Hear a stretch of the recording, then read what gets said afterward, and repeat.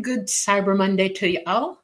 We're coming to you, beautiful city of New Orleans in the state of Louisiana. We are the Lightgate. We're coming on the United Public Radio Network at 107.7 FM and the UFO Paranormal Radio Network at 105.3 FM.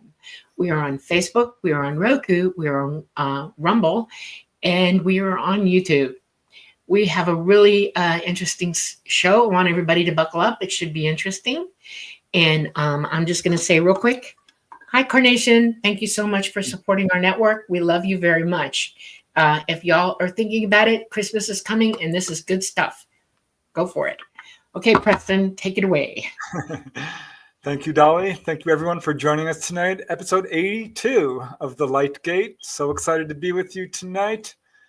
Really excited about our returning guest, Stephen Bassett. Turns out his show is our most viewed show. Lots of movement since he was last on in terms of the congressional hearings and people speaking before Congress. Lots of developments, so this should be pretty interesting, to say the least. I am, of course, your host, Preston Dennett. My lovely co-host is Dolly Safran. And I'm going to get through the greetings real quick because I really do want to get right to our guest. And I have a tendency to sort of drag this out. So I'm not going to do that tonight. At least I'm going to try not to. But I love saying hello to you all because it's because of you we do this show. And we have so much fun. I'm so truly grateful you join us each Monday evening as we explore all these different topics. Our show is growing and growing, so it's all thanks to you guys. And let's see, who do we have here tonight? Looks like there's quite a few of you. Michael Kennedy, a regular, bringing the popcorn. We love you, Michael.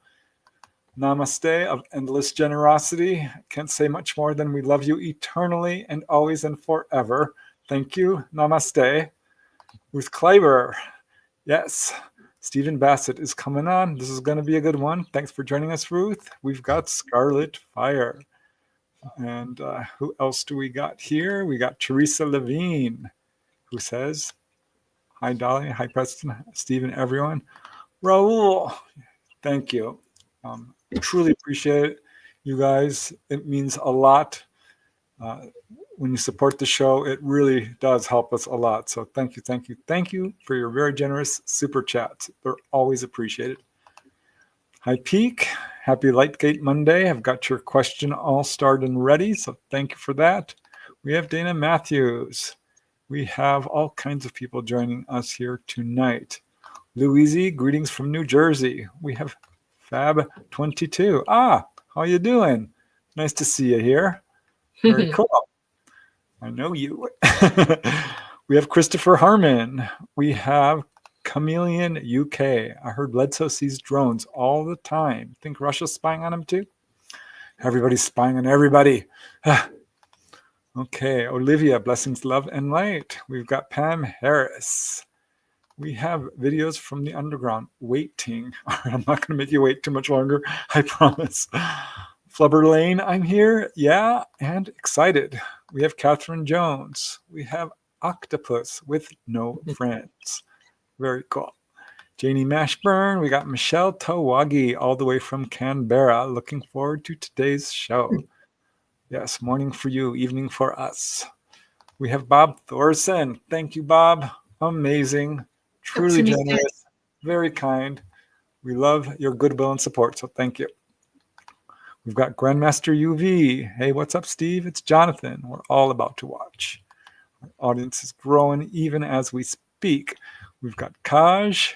We got Luke Shanahan. Oh, wow. From the UFO Files group. You guys, if you check out any Facebook group, there's one you can go to, and it won't be filled with BS and CGI. I mean, honest to God, true information. There's not a lot of Facebook groups I would say that about, but UFO Files is definitely one of them. Check that out. We got Coconut Luck. We have, who else? Leah. We have Lato Total. And Lawrence. And Chameleon UK. Thank you. So very nice of you. Leah, may I ask a question? Yes, please do. We will put a star on it. We can't guarantee we'll get to all the questions, but we're certainly going to try. And the sooner you get your questions in, the better the chance is that we will have a chance to ask them. So let me just get going, because I could say hello to a bunch more of you guys, Kelly Mobley and Valiant Loki, but I really want to get to the show because our guest has so much information to share. It's such an exciting time right now for UFO research, and I mean, so much going on. For those of you who don't know Stephen Bassett, I don't know where you've been. If you're at all interested in this show, the subject, you should know Stephen Bassett by now. He's probably the premier leading disclosure advocate fighting against the truth embargo and the UFO cover-up. We are very happy to have him back on the show. He's on a previous episode, but let me tell you just a little bit about him. He's pioneering and influential disclosure advocate. He's spoken to audiences in 20 countries about the political implications of UAP, ET phenomena, and disclosure. The formal confirmation by heads of state of an extraterrestrial presence engaging the human race. That's what we're waiting for, an actual statement of UFO veracity. He is the co-founder of the Hollywood Disclosure Alliance, executive director of the Paradigm Research Group, a 501c3 nonprofit providing education, consulting, and analysis and political activism for a post-disclosure world. His advocacy work has been well covered by national and international media platforms, major ones including CNN, Fox News, MSNBC, Washington Post, and New York Times. Wow. Such an honor, Stephen. Man, oh man. He's appeared in many documentary films, and his lectures and interviews are well represented on YouTube. In 2013, the Paradigm Research Group organized and conducted a citizens hearing on disclosure. Back in 2013, guys, and this is when we started really getting some movement. That was at the National Press Club in Washington, D.C. Then in November of 2014, PRG launched a 2-year political initiative out of Washington, D.C. that injected the ET issue into the 2016 presidential campaign. And things are moving along. December 2023, Steve co-founded the Hollywood Disclosure Alliance in L.A. This is a new media-centric organization aiming to align those working within the UAP ET research arena with writers, directors, producers, working across every facet of the global entertainment industry.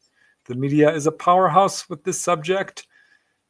There's a lot of influence with that, so this is important. And PRG recently launched an activist program, Shift Storm. Don't forget that F, Shift Storm, seeking UAP hearings as soon as possible before the Senate Select Committee on Intelligence. Now, tonight, Stephen's going to be discussing the latest developments of the ongoing congressional hearings and movements towards ending the truth embargo on this subject of UFOs and UAPs. His links are in the show notes. We will also be displaying them on the screen. But without further ado, let's bring in our illustrious guest into the show. Stephen, thanks Hi, so much. Stephen. Welcome. How you doing? We're all good. We're Still good. here. We're excited to hear what you have to say tonight. Yeah, so much going on. I mean, I don't know how many hearings have been since we last talked to you, but 2 or 3 at least. So Yes. I'm excited. We've had the presidential election. I mean, lots of stuff going on. I'm not sure where you want to start.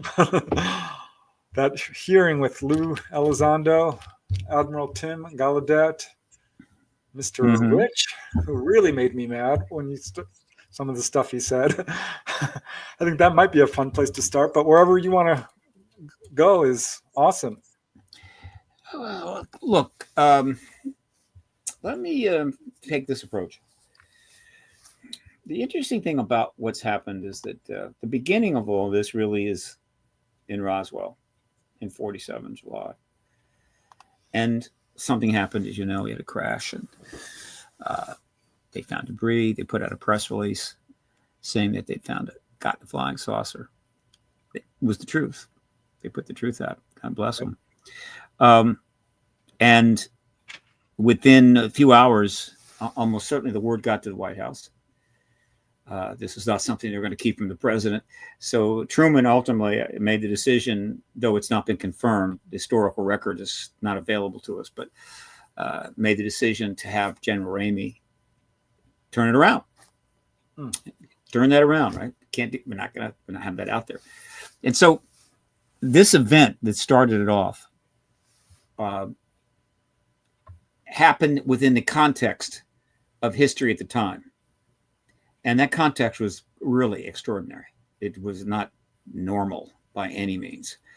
And now, 77 years later, that the decision made then is coming to perhaps an ending.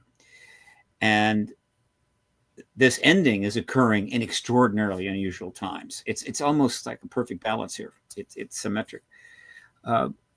In 47, as Truman is trying to make this decision, should I just tell Ramey to stall a little bit? Let's take a week. Let's talk about it. Let me get with my cabinet. Let's talk to the Department of Defense, whatever.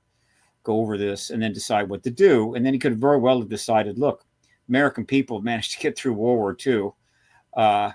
They held up pretty well. They certainly went through hell. The Army did, and the people that served. They can handle knowing that there's non-humans flying around in a saucer. I think so, yeah. He could have done that. And but he didn't. And the reason he didn't is because of the extraordinary circumstances at that moment. The war wasn't extraordinary. World War II was just another war. We've been having those for thousands of years. That was not extraordinary. What was extraordinary is that, one, the way the war ended, the dropping of atomic bombs, but also because right away, in a short amount of time, after everything we'd gone through in World War I and World War II, a new enemy matrix was forming fast. And the enemies were the West and communism, which certainly was the Soviet Union, but things were shaping up in China. We kind of knew where that was going. And so it was communism and us, the new enemies. And so the stage was set for another war, but of a different type. So these were really intense times. And that's the context in which Truman is trying to make this decision. So now, 77 years later, we're at the point where we could end the truth embargo that he started in 47, but we're in extraordinary times again. It's hard to really fully get a handle around it. But first of all, the population of the planet has increased fourfold. There's 4 times as many people. All right, I've got 200 countries. And the whole nuclear issue is coming to a head. We're close to nuclear war. It's being threatened every day. I say nuclear war, a nuclear weapons use.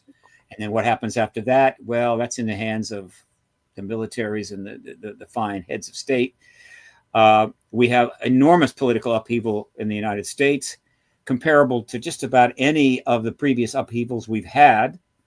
And I guess the Civil War was an upheaval of sorts. It was not just political, but it was pretty nasty. So it's kind of in another class by itself. Certainly, the political situation is extremely unpredictable and unusual. And then, of course, we have other major challenges going on. So we're trying to end what Truman started 77 years ago. And guess what? It's not smooth sailing. History is like that. So that kind of frames the situation. So what is this? What is going on here? What's happened is in 7 years, after 70 years of pretty much stalemate, with slow progress, public awareness certainly slowly increasing, but primarily stalemate. Starting 7 years ago, it starts to unravel fast. Picks up speed. 4 years ago, picks up speed again. And then a year and a half ago, it really takes off. And so essentially, we're coming to the end of this era, the era of the truth embargo. But in order to end it, we have to have disclosure, capital D, heads of state. Without that, we're still just moving forward in the same situation. And we don't have the paradigm shift that we have that disclosure would create, and we need that paradigm shift. So it's been a fascinating 4.5 years. Now, people that are younger than I and you Most see people. this normal. Yeah, it's like, they don't know about Roswell. They don't know about those years and years and years. They don't know about Blue Book and NICAP and the Condon report. They don't know anything about that. They're just going, oh, something's going on here. There's things in the sky. The government's doing something. Whatever. So I get that. They don't fully appreciate the magnitude of this, and that's the nature of being young. right? You don't have to appreciate magnitudes. You just want to have fun and lead your life. But the magnitude is almost impossible to properly measure. So in the span of this 7 years, we have had about 9 to 10 hearings. Prior to 2023, we hadn't had a hearing for 55 years. That's what I mean by coasting, right? Stalemate, 55 years, no hearing, in spite of everything that happened in those years. And then we've had like 9 or 10 or 11. Some of them were just basic, 1 or 2 staffers coming up, maybe even didn't take the oath, but they were testifying to a member of a committee in a committee setting. But we've had 2 very significant hearings, the real deal. One July 26 last year, House Oversight Subcommittee, and then November 13 this year, again, House Oversight Subcommittee. So they were essentially separated by, almost 15, 16 months. But in the meantime, there were a number of other hearings that took place, not as important, but yet they were happening. And then the final one was on the 19th of November, and it took place in the Senate. Another hearing in the Senate. Once again, primarily championed by Kirsten Gillibrand and Senator Ernst. And this one had one person testifying, and that was Kozlowski, the new head of Aero. Now, I was at both of these hearings in the room. The first one was tough. I knew the ropes. I knew what to do. So I got in touch with a number of key people, and I said, look, if you want in, this is what you got to do. I sent them a direction sheet with all the stuff.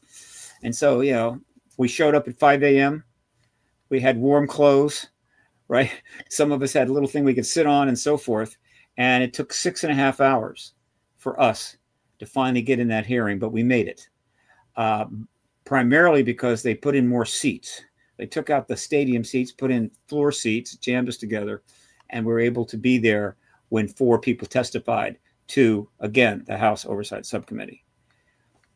This hearing was probably more important than the one last year with Grusch, which was big, no question.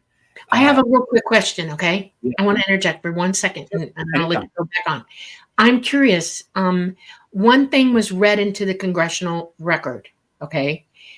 But when you swear an oath in your testimony, I didn't hear anybody say this testimony is also being read into the congressional record. And I'm curious, was it or not? Boy, I'd have to go back. The mics and the way things are set up in that room, the mics are terrible, and they need to fix it. You really can't hear very well. It's brutal. And I have to go watch the whole thing. Really great sound on one of the 8 or 9 streams that was being broadcast around the world. Okay. But I seem to recall that something, I think by Elizondo, was submitted. That was that paper, and that was read into the congressional record. I listened to the whole thing. I was rapt. Okay. Good. And at no point was the testimony sworn into the record. Only that one piece of information on that paper. And it bothered me a lot because in government, and you know this, unless it's in the record, they don't have to act upon it. They only had to act upon that one piece of information that got sworn in. Everybody else's sworn testimony was so that they made sure that these guys were telling them the truth, but at no time did they swear that testimony in. And this seems to be a governmental thing for the last, and I've been watching the government a long time. I'm 66 years old, and it was one of my favorite things to do. And it's a game they play with us. It's called plausible deniability. And if they don't have to swear it into the record, then nobody has to act on it. And I really want somebody to come up with an answer to that, because what I heard was, nope, they didn't do it. And I would like to be proven wrong, really, but I want to know for sure. See what I'm saying?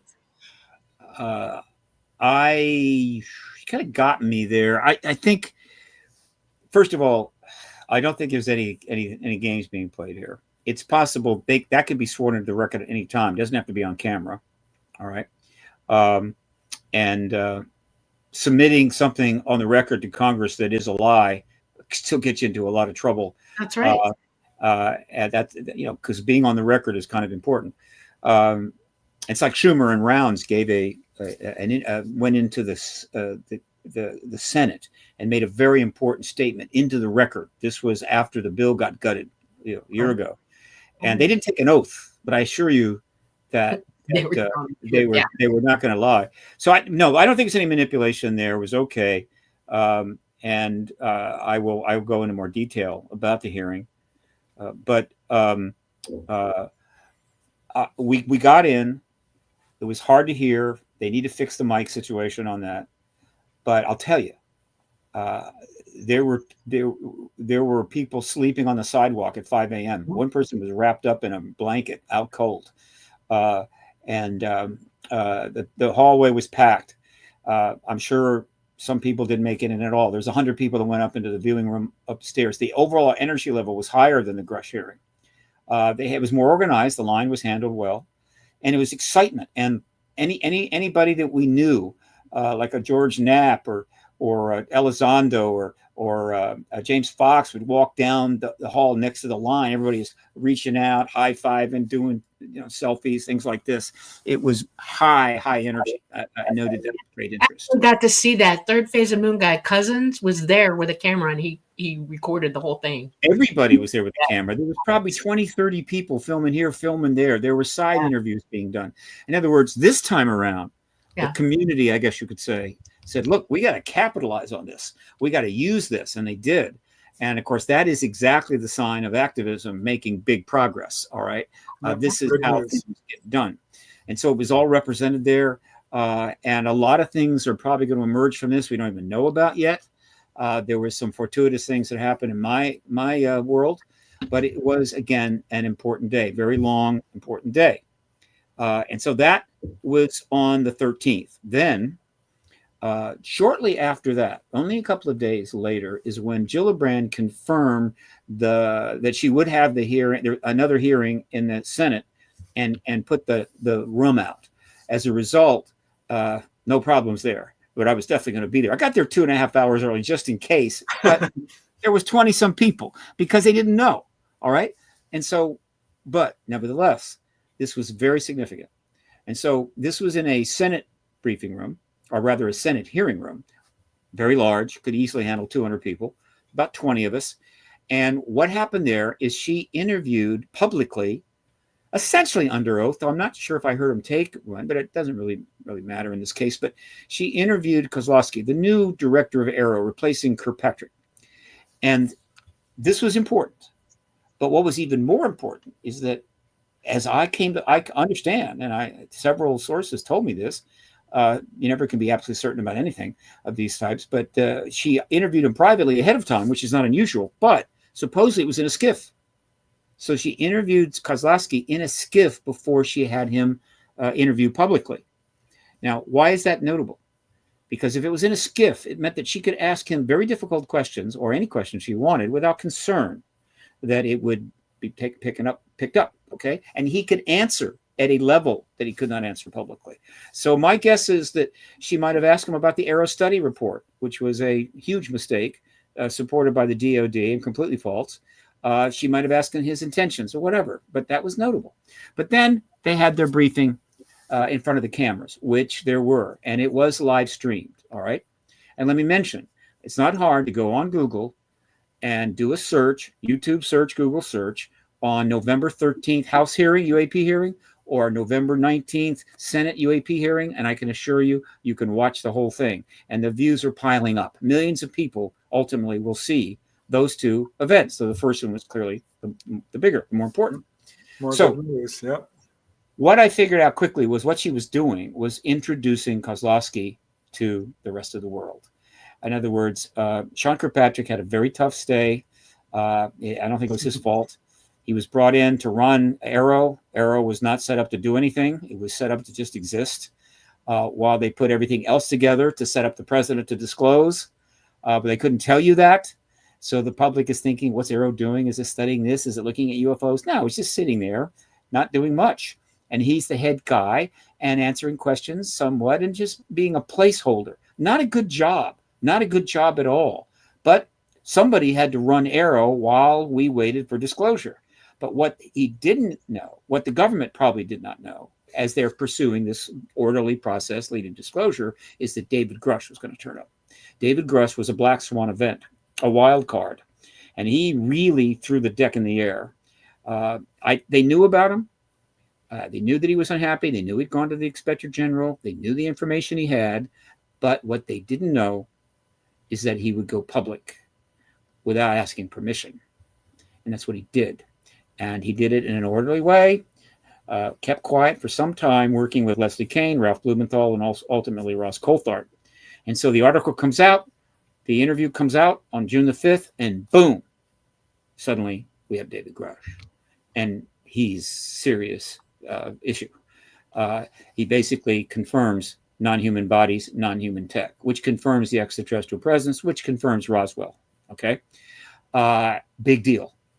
So, what does that mean for Arrow and Kirkpatrick?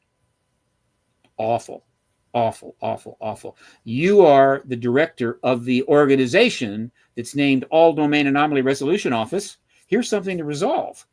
Mr. Kirkpatrick, what about those non-human tech, non-human bodies? He can't talk about that. No way he can talk about that. He can't even touch it. I'm at a loss sometimes for all this, and I'll tell you why, and then I'll let you go Sure. on. Okay. The DOD knows everything. You realize that. They pretty much All the Yeah, information. yeah. If you want true disclosure, the DOD's got to be able to open up and tell the truth. That's right. They have all That's why Schumer put that law in effect. Yeah. They passed Well, the law. this is interesting because who can make the DOD talk? They have a power that most Americans don't realize they have. And that means that if they decide it's not for us to know, we won't know under any circumstances whatsoever. And we have to get past that barrier. We really do. We have to enact a law, or we have to have a sitting president with the full support of the Senate and the Congress to stop them from non-disclosure. That's, in my mind, that's where we got to go, period. Well, you're right. And that's exactly what was happening. We had three pieces of legislation, each one bigger than the other, signed in 2020, 2021, 2022. And then it's time for the fourth one. Okay, 20, signed in 2021, 22. And the one that was slated for 2023 was the big one. It was the one that we've been building up to. It came out of the Senate Intel Committee. It had support from Warner, had support from Reed, had support from all of them, basically. I forget Reed was the initial sponsor, but ultimately, that thing got jacked up to become the UAP Disclosure Act. And that was submitted, all right, as the bill for that year. And interestingly enough, the person that announced that UAP Disclosure Act was not a member of the Intel Committee of the Senate. It was Chuck Schumer, the Senate Majority Leader, member of the Gang of Eight. In other words, by the president, is it enacted? Was it signed by the president? The bill was changed. It was modified. It was reduced to a basic core, still useful. And that was signed by the president. The other half that was stripped out were the powers. But had that bill been signed at that time, that would have been 2023, would have gone into effect early in this year, then it included everything that was necessary to, quote, force the DOD to do what we want it to do. All right. In other words, the bill laid out how everything was going to come forward, when it would begin, where it would end up, the National Archives, the process by which something would be held back, how that would be accounted for. All right. It gave subpoena power to a review board, as well as certain key members of the House and Senate. It also included eminent domain, which shook the troops. In other words, that was the bill. And so if that had been signed, the process would have gotten underway. And those in the Department of Defense that didn't want to cooperate would have ended up in front of a hearing, right? Having to account for that. And ultimately, if subpoenaed if necessary, and if they didn't show up, they'd be jailed. In other words, it was over. That didn't mean that they were just going to open everything up. But that bill was designed to end the truth embargo. And the DOD knew it, and the defense contractors knew it. Okay. But that is exactly what it's going to take to do what you want, Dolly. And that's what Schumer wanted. And it's even bigger than that. You see, history will feast on this. I wish I was a writer. But what happened that short span of time was amazing. So essentially, On June the 5th, Grusch comes forward, blows everything up. I mean, it's just, whoa, right? This is unbelievable, right? Now, immediately, he's attacked. Kirkpatrick has to attack him because he's put Kirkpatrick in a terrible position, right? Somehow he's got to undermine Kirkpatrick. Otherwise, people are going to ask him, Sean, what about the non-human tech? Can't talk about that. So he attacked him. That didn't work, all right? He continued to get threats, but that didn't work. And so ultimately, his testimony comes forward. They reveal his medical records because there were issues there. There could have been a problem. That didn't work. And so essentially, Grusch's story is out. And for anybody that's got basic common sense knows that we're not alone. And there was a crash vehicle in Roswell and we have bodies. Okay. But that's still just Grusch. All right. And it's still not firsthand testimony. And there's a lot of people dealing with this. And so what happens next is very important. Right. And what's the plan? I mean, they got an idea how they're going to go with this? Well, what happened? Well, there's a lot of people that have ideas how it will go. What finally gets executed remains to be seen. But we know what happened then. It took 39 days. 39 days after Grusch's testimony on July the 14th, out of nowhere, Schumer shows up. And he says, I'm going to tell you about the bill that's going to be put in this time. And he then goes about describing the UAP Disclosure Act. Notice the name. It is not called the Disclosure Act by accident. That was intentional. All right. I like to think that it was a hello to me and maybe some of my colleagues. In any event, Disclosure Act and all that was in it, including the force majeure eminent domain. So that is on the 14th of July. It was submitted in writing up to the Senate on the 17th. So in that moment, so 39 days goes by, two huge things happen, which historians are going to feast on. One, the extraordinary testimony and bravery of David Grusch, followed by a major chess move by the Senate Majority Leader, Chuck Schumer. Because why did he do it, and what was the impact? I'm curious about that myself, because he is sitting on top of a new administration soon to be implanted in Washington. So we've got the rest of this month and a few days into January, and then it's all going to change. And does anybody have a clue how that's going to affect all of this? Because nobody really knows. I mean, we've got Elon Musk coming in. We've got elect Trump coming in, and a whole bunch of new cabinet members and new CIA, FBI, everything. And it's an unknown horse right now, as far as I can think of Well, it. he's putting in lots of people who are friendly towards the idea of disclosure. I really do. Well, you kind of jumped ahead on me there, because what I'm talking about with Schumer was last year, not this year. Right. This was in July of 2023. I'll get to what's going on now, believe me. But in July of 2023, these two things history will pay great attention to, because what Schumer did, he knew exactly what he was doing. So he announces this super comprehensive total UAP Disclosure Act, got everything in it. All right. Including, and this was probably the single most important thing, eminent domain. So he didn't need to do that. He didn't have to have eminent domain in there. That could be dealt with years from now. Can you explain what that means to people who might not fully understand? Eminent domain is a process under law that can occur at the federal level, state level, and I think maybe even at the county level, in which a government, if it serves the common good to a sufficient degree, can take ownership of. Usually it's involving property, right? But it can be other things, but it's usually property, fair market value for it, and take it because it serves the common good, not just because they feel like it. Basic thievery in a way. Legal thievery. Eminent domain also includes intellectual property. It is it's usually property, real estate. And the typical case is they got to make a freeway, right? Okay, you got to make a freeway. I mean, you can't wind a freeway across the country like a snake, and so they do that. Most people understand that they have the right to it. That doesn't mean they'll exercise it, but if they want to, they can. And so when he declared eminent domain, what he wasn't saying we're going to take all of any non-human tech that is in the hands of private companies or public individuals, private individuals. But we are exercising we're putting into law the fact that we have the right to do that. Now, he did not have to do that. He could. The rest of the bill was fantastic. The eminent domain is a separate issue. So why did he put that in the bill, knowing that it was going to be problematic? Again, we're talking chess at the grandmaster level. Okay, very smart man. By adding eminent domain, he backed up Grusch 39 days later. So Grusch is getting all these attacks and all this stuff on the trolling on the internet, and suddenly he backs him up. Why?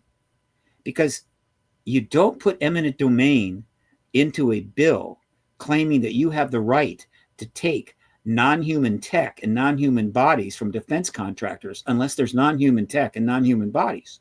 He just acknowledged it. He just confirmed it. And so he confirms Grusch, thus backing Grusch up, right? And taking pressure off of him. He also backs up the Senate Intel Committee, which he's not on the committee, and saying, I'm the Senate Majority Leader. Obviously, I'm fine with all that stuff they're doing over there. There was legislation they're passing. In fact, I have jumped into this, all right, with Senator Rounds, who is on the Intel Committee and on the Senate Armed Services Committee, and we're putting in the master bill. All right. Now, what's the other thing he did? He knew he was going to force the Department of Defense's hand.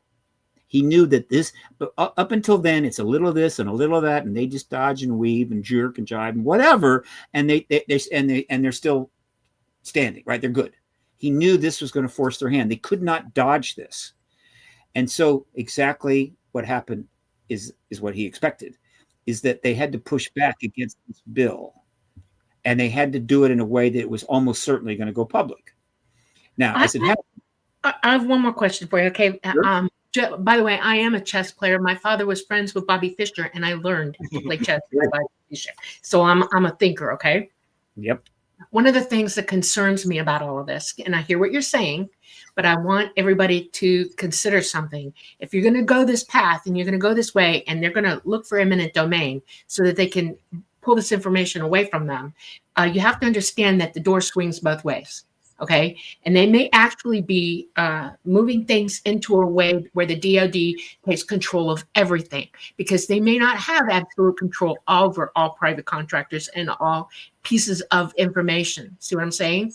And it's a backdoor, backhanded way to get control of that. And the only way any bill should be written or any thing signed or a president sitting should consider is that when they do this, that they be very, very specific, that it is they're only gaining this so that they can disclose that all information will be opened up. If that's not in a bill, if it's not in a presidential edict or Congress and the Senate signing off on it to be signed, everybody's going to be in a lot of trouble, because that, you play risk. This is a serious situation we're all in right now. And yes, I agree. Grusch should have come out. I'm glad he did. He's a smart guy. All right. But now we're playing chess, and we're with a government that has profoundly always had control of the narrative. And you have to wonder, if you've got that much control, whether they're going to go do anything they can to retain it. And this is one way they can, by eminent domain as well. And I want everybody to be aware of that. It's worth pointing out that eminent domain means the government has the right to claim that, take that tech and decide what's going to be done with it. Doesn't mean that they could come back and do a joint venture partner with one of these companies. The company could still make money, but ultimately it's going to be the government's decision how the technology was going to be developed, because it may be that the companies, right, would handle it in such a way that would not serve the public good, because we're not talking about just another widget here. We're talking about transformative science and technology. But it's also worth pointing out that, say that they took eminent domain and they handed it to the Defense Department. The rest of the bill is about everything coming out of the Defense Department and going public. So eventually it's all going to go public. The bill was not a ruse. It was pretty straightforward. But I will say this. He probably knew that they were going to pull the eminent domain. And that, again, was the chess move, because there were several ways that could go. One, eminent domain wasn't necessary, but it was a bargaining chip. He knew the bill was profound, And if they really pushed at it, they could trade eminent domain to keep the rest of the stuff. All right. That was one possibility. Secondly, he knew that if they pressed back, it was going to go public.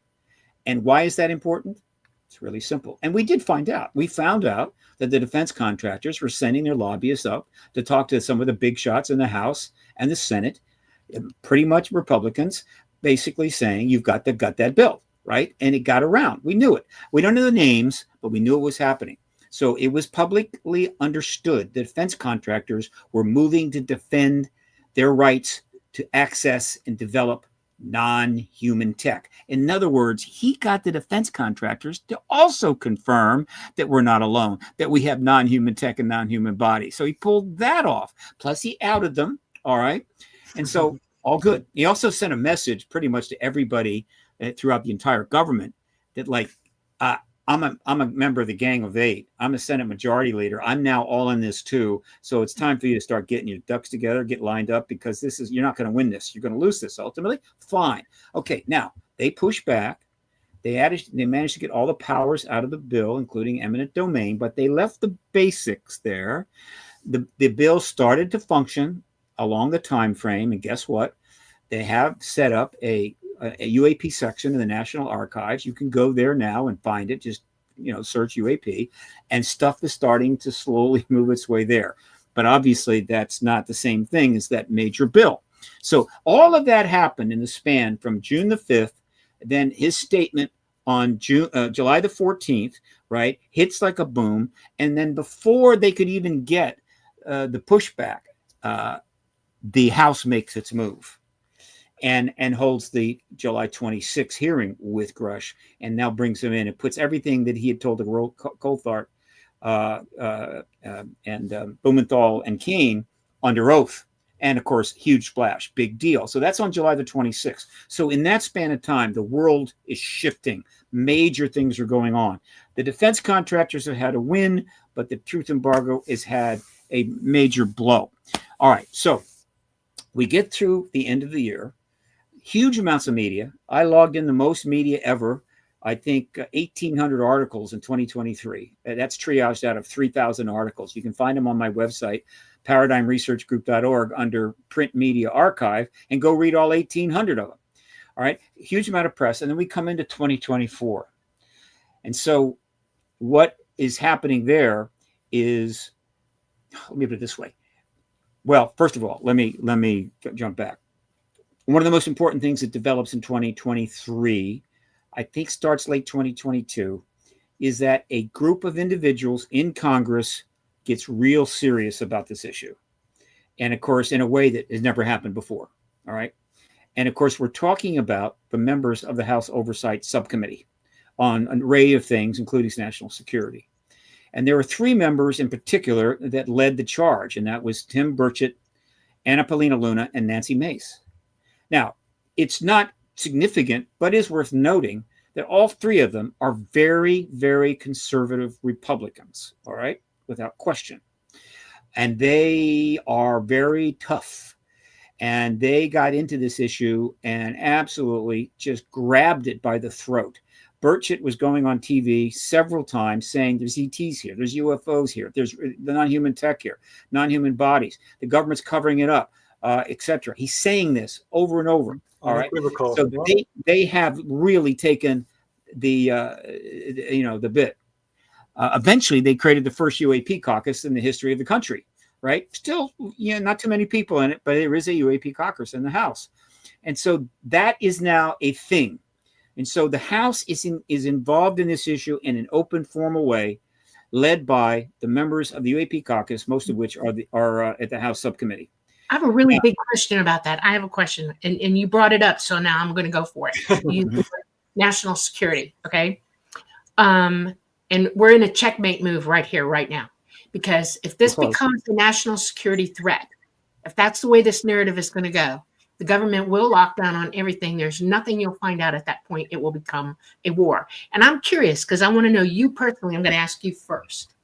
What is your ideas about that? How do you feel about whether ET are possible friends or foes? Where are you on that decision-making plane? Okay. let's see. Let me see. You said two things there. Okay. First of all, let me point this. I mean, I'm following this pretty closely. All right. And while I understand the concerns that people have, and I'm on social media, all right, the idea that the government is moving towards declaring this a national security shutting down, it's not there. Not seeing it.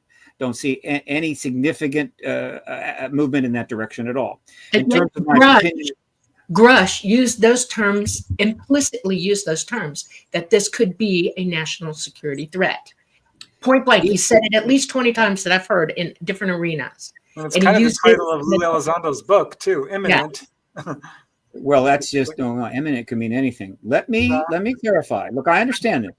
There is the language of negotiations. There's the language of diplomacy, and then there's just language. All right. Right. The process that is going on right now, it's been going on since 2017, is extremely difficult. Kind of like nuclear arms negotiations, right, or Middle East negotiations, whatever. It's really hard. There's a lot of interested parties. There's a lot of people that have a stake in it. There's a lot of people that oppose. And so consequently, it is a very difficult thing to do. And in order to do diplomacy and get outcomes, you have to stay between the lines. You have to use certain language. You have to just follow, you have to follow protocols. Okay. In terms of the ET issue, one of the important ways that this has been able to move forward, particularly in Congress, is the potential threat implications of the ET presence. Okay. That is exactly what it is, a potential threat implication. It's a legitimate thing. It's also the case that the knives and forks in your silverware drawer are a potential threat. That doesn't mean you're going to lock them up or throw them out the back window. It just means that they're a potential threat. And that language suits the issue well. If you're a member of Congress or you're a journalist trying to get an article in the New York Times and you are being told that this is a potential threat, then it deserves consideration and you write about it. Okay? Now, in the back and forth and all the chaos that goes on, it's not uncommon for somebody to leave off the potential and just say threat. Okay? The ET thing is a threat. Again, that's more mislabeling than intent. A hammer sitting in the garage in a toolbox is a potential threat. In the hands of somebody holding it over your head, that is a threat. So the ET issue, let me be clear, has always been and is a potential threat. Well, okay, wait, hold on. I understand the language you're using, and let me add to that, please. Because you can say that one way and mean it in other words. In other words, if the government is paranoid and they are outright paranoid about this, and they are saying potential threat, national security threat, okay? They're not saying it for no reason. You don't bring those words out unless you want the people to be set in their minds that this is a possibility, that you're pre-establishing something. Politics is very, very sketchy as far as I'm concerned. If you want détente with somebody, you go out of your way to have a good, meaningful conversation with them. Now, the governments have had the ability to communicate with ET and vice versa. And if you, any other way you think about it is a misnomer. If ET wants to talk to the governments, they will. And if the governments want to talk to ET, the ET can hear them, absolutely hear them. So they're walking around paranoid for some reason, and all of this is surrounding that like a circle. And when you say that you should consider that this could be a national security threat or a threat, both of them mean the same thing. It's either a threat or non-threat, whatever. If you throw that word out there, it's out there and everybody's thinking it.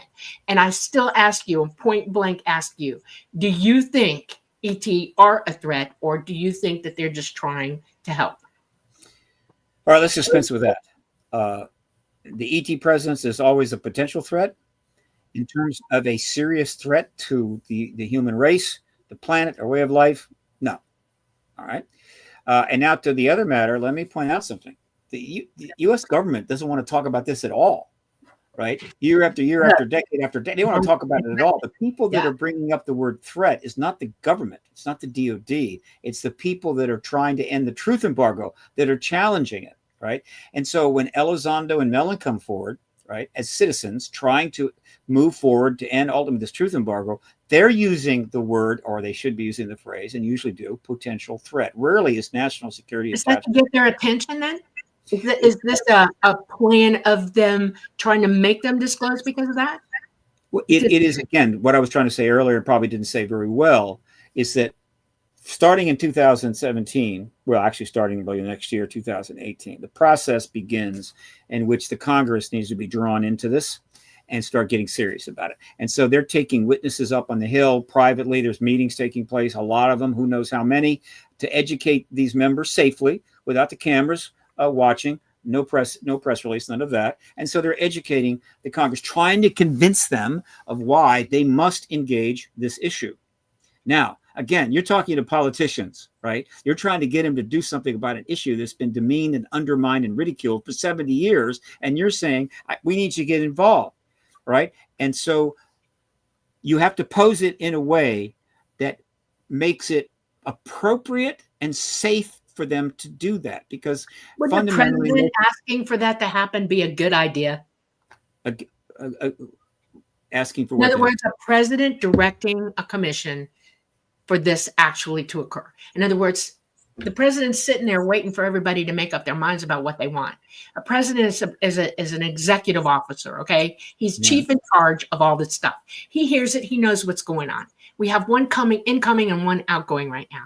And in no time and in no way has a single solitary president, including Truman, who started a lot of this embargoing, said, I'm going to direct Senate and Congress. We're now going to have open hearings. We're going to start bringing people in, and we're going to start doing this. And I'll tell you why it's important to get the president on board with this, because he is the commander-in-chief of the DOD and the military and all of those things. And he's sitting there like a high chieftain and saying nothing. And Congress can't force a president to do this. The president has to come at it himself.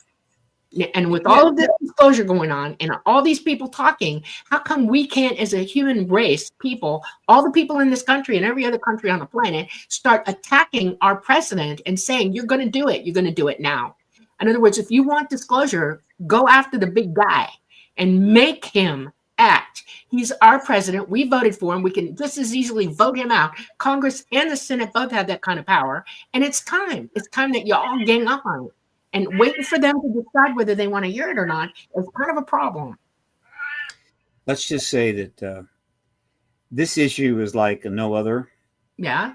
And the idea that you can use standard activism on it, such as the civil rights movement, the women's movement, and so forth. I remember after the inauguration of Donald Trump, the next day, 500,000 women showed up in Washington to make a point to the president-elect that they were not happy about the attitude of the party towards women's health rights and so forth. And you've had other marches like that. This issue is not like that. No. We're talking about something that cuts to the core of national security. It was born in the heat of the beginning of the Cold War. It is tied to nuclear weapons simply because it's obvious, but then the fact that they shut the nuclear weapons down ties it even closer. And so in order for the president cannot independently engage this. The president has the right to. Clinton was prompted to make a run at that. It didn't go anywhere. Now, Clinton, to go back to that time, if he had wanted to, he could have confronted the DOD, which is what Hillary might have done if she'd had to, but I don't think she would have had to. I think things are lining up pretty well. And what the president does is really simple. Any president could have done this. Call in all the appointees, all the appointed people at the Department of Defense, the top people, all right, and say, here's the deal. I want all the UFO files made available to the executive branch for review within 90 days, all of them. And if you don't have them here in 90 days, I'm firing every one of you and replacing you with new appointees. And if they don't do it, I'm going to fire them and replace them. And if the president had gone that far, it probably would have happened. It would have been, though. And do it publicly, too, on camera, in front of the. Yeah, so, or you might attempt, or an assassination might be attempted. It's a real sticky wicket. It really is. This would be a sledgehammer, and he couldn't do it. He was stonewalled. They wouldn't help him. They put out a false report and so forth. But keep in mind, the president does have to have, in addition to whatever else you want from him or her, to run the most powerful country in the world and deal with a global set of problems. And so it hasn't happened. The idea of it coming an alone act by the president, it just structurally could not happen. Is it possible? Yeah, but it wasn't the way to get it done. The way it needed to get done, always going all the way back to the two little hearings we had in 68 and 66, is through the Senate. It's through hearings in the Senate. And the best analogy I can give, and again, there's nothing that's quite like this issue, is that at one point, a number of years ago, the Republicans had a problem. They needed to get rid of Richard Nixon, and they knew it. All right. Major problems were developing. It was all going to go south. What are we going to do? Right. Now, they could have just gone up there and said, Dick, you just need to step aside. That wouldn't have worked. And so what they had to do is they had to hold major hearings. And I think it might have been the House or the Senate. In this case, it didn't matter. There might have been both. In any event, the Nixon hearings were huge. They were televised. They were seen all over the country. The room was packed with people and news and cameras. And this went on for many days.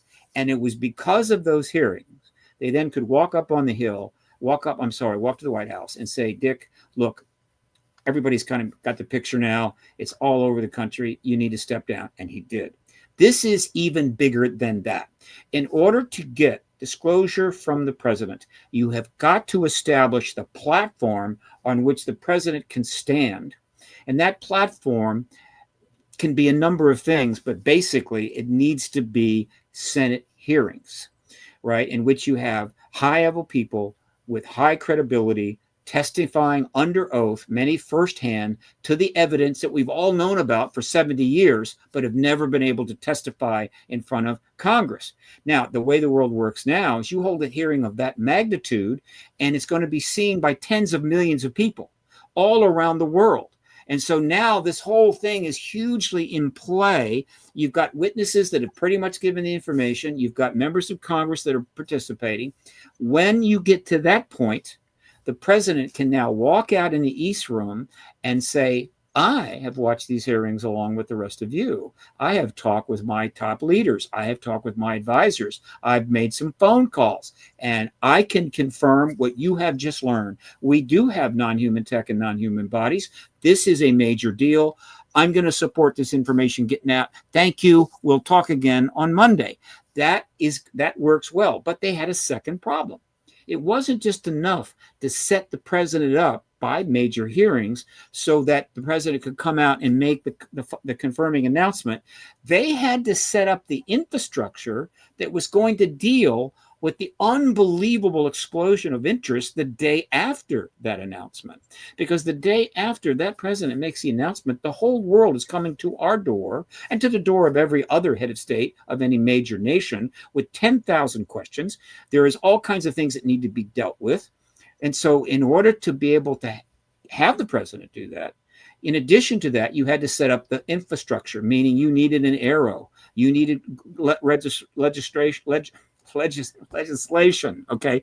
You needed NASA involved. You needed other entities involved. You needed to show a fairly cohesive effort on the part of a broad scale of government all ready to go day after disclosure. And that is exactly what they've been doing. And people say, well, it's too hard. We need to take a quick station ID break, guys. Sure. So let me just interrupt you for just a quick second here. This is fascinating stuff. But I want to remind you all that you are watching The Light Gate. I'm your host, Preston Dennett. My lovely co-host is Dolly Saffron. Our guest tonight is Truth Embargo UFO Disclosure Advocate Stephen Bassett. You can see his links in the show notes. We've been talking all about the whole process of disclosure, beginning from Roswell onward. Lots of movement recently. We are streaming live on several platforms. We are on the United Public Radio Network and the UFO Paranormal Radio Network at 107.7 FM and 105.3 FM, streaming from the beautiful city of New Orleans. We are on Roku. Check us out there. We're on Rumble. We are on YouTube. We are on Facebook. Huge shout out to Carnation for supporting us. We love you very much. It means a lot. And yeah, let's get back to the show. But I do want to make a quick comment before we do, because I'm not getting much words in edgewise, and I want to just make a Not my fault. Not my fault. No, I love it. Don't get me wrong. This is awesome. I'm loving this conversation. What's on your mind? The previous congressional hearings we had were very much focused on just proving UFOs are real. So I'm really encouraged now to see we're pretty much beyond that with these hearings. They're still kind of the first about 70 what years was all about that. I mean, that was the reason the truth embargo succeeded, and there are many reasons. And if I get $10 million, I'm going to put together a documentary. Steven Spielberg called me about the entire truth embargo. It's one of the greatest stories in all of history. It's just unbelievable. There are dozens and dozens of factors that allowed it to succeed 77 years because it's still in place since Roswell. And one of them was when I had it. God, well, tell me again. Just preface what you just said. My memory's not what it used to be. The previous congressional hearings were all about trying to just prove. Yes. One of the is one. There's one is they created an intellectual ghetto for the whole issue and threw everybody in it. Right, everybody's in that ghetto.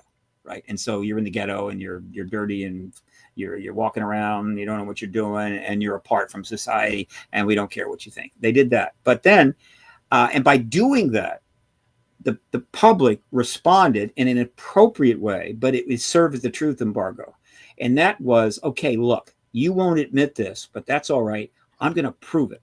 I'm going to prove it so well that you're going to have to admit it. And so they set about doing it. And they started from day one. They started with Keogh and Ruppelt and the others. They wrote books. They created organizations. They went out and did cases. And they piled the evidence up until it went to the ceiling. And the government did nothing. And so they piled it up some more. And they kept proving and proving and proving. And then you would spend years getting something together, and then Carl Sagan would walk out and say, extraordinary claims, extraordinary evidence. Boom, it's all over. You walk away. And so in other words, we were tied up that way. I'm not blaming anybody, but it wasn't going to work because the problem wasn't scientific. It wasn't about evidence at all. It was a political problem. It was a political decision to start the truth embargo and a political decision to keep it going. Yeah, well, they ran it like a mafia. Yeah, because threats are made that way. I want to make one point here, okay? And this is serious stuff. The truth embargo worked and has worked and is working right now because people's lives are threatened. And we know who's doing it. Not going to play around about that. I don't even have to say it out loud. We know who's doing it. People have died over it, okay? That is a giant, thick moat that we have to cross because it takes people not being afraid anymore. It takes people willing to put themselves out there at risk to work against that embargo because that's the wall they created. And they got bows and arrows and all kinds of stuff up there slinging down on everybody crossing that moat. And it's not okay. And as much as I want to, I hope, I pray, Stephen, I wish you the best of bloody luck there is, okay? But I'm sitting on the side where the information that I've grown up with, the experiences that I have, the knowledge that I'm walking around with makes this all very, very hard. There are two things that we're looking at right now, and I want to make the points. One is we have a possible third world war going to start, hoping Trump stops it. I guarantee you disclosure is not going to happen. If that war occurs, all bets are off. It's done, okay? Absolutely. We need peace. We absolutely need peace. And I'm hoping this president coming in is going to deliver, because we can't do anything if we're with anybody, anything, or anyone. And it makes you think that some wars are being started on purpose for this reason, because they're trying to stop the information. ET has been doing all kinds of things to disclose to humanity as a whole, worldwide, showing up, showing off, doing stuff, and we all know the truth of that. But the government doesn't want to admit it. The government only wants to talk about military government stuff. And when you go to Congress and you go to the Senate, that's all the evidence that they're going to allow, period, is military people. Yeah, it's not okay. And until they allow experiencers with high-level information to come in there, and add their 2 cents or 3 cents to it, humanity is always going to be thrown this way and that, and not with a belief, not an understanding or absolute truth about the whole thing. Because I guarantee you, talk to people every single day right now, unless they believe, unless the government explains it and says it and it's true, it's not true. And they can have all the information they want, and everybody's talking about it, and we get evidence heaped up to the ceiling, like you said. But we have to step out of that mindset. We already know the truth. We just need the government to explain to us why they haven't told the truth. Well, ultimately, they will have to explain why, but first they just have to tell I'm it. on your side. I really want you to get there. I really, really do. But let me soften some of this a little bit. Okay. In the very early days, there's no question that those that wanted to go rogue on this matter and get this out. Let's talk about the first 10 years, 47, 57, 60. They probably had a rough time. And there might have been the odd fatality, but I don't think it was much.